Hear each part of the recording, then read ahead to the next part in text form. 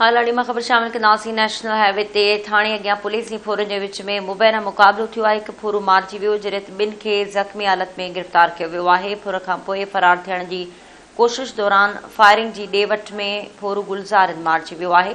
गुल हसन ऐं इमदाद सोलंकी ज़ख़्मी थिया आहिनि। पुलिस ॼाणायो आहे त जवाबदारनि वटां हथियार हथिया विया आहिनि। वधीक जांच कई पई वञे।